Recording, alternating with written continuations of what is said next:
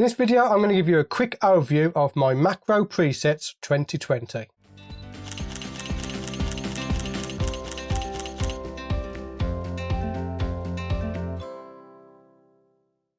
Hello, my name's Stewart and welcome to this video. In this video, I'm very excited to give you an overview of my new Lightroom presets called Macro Presets 2020.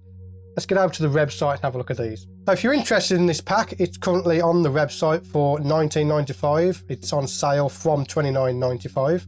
Nothing to do with Black Friday. I always do this when I release a new product.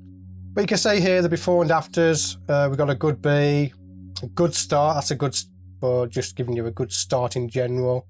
A Buster, a color black and white. So you can head over to the website, link in the description below.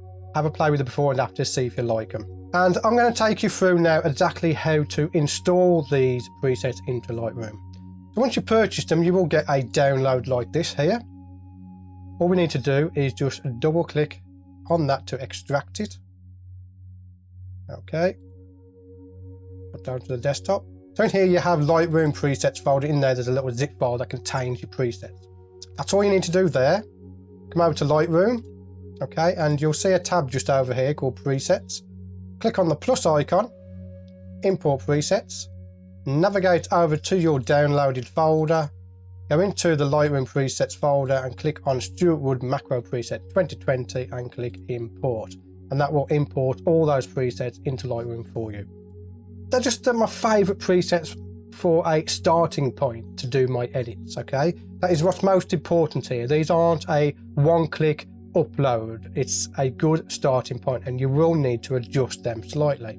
So we look at these, the Orbeez, that's our after. So we can scroll down our presets and have a look at the different preset options. So what I want to do, I want to select a good B. So such as a good B, that works perfectly with good B because it was designed from that image, okay? And I'll show you basically the options you need to change because not every photo is exposed correctly.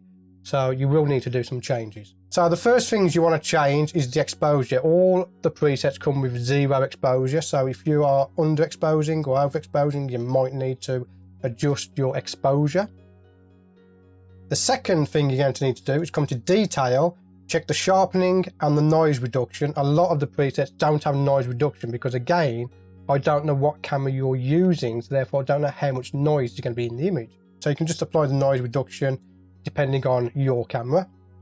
And more importantly, the one slider I haven't used because it's so new is the texture slider. So if you come in here, you can adjust the texture slider to increase detail on your macro shots. I haven't talked much about that texture slider, so I might do a video just on the texture slider. They got Mantis silhouette, that just pops the yellows and that on this Mantis.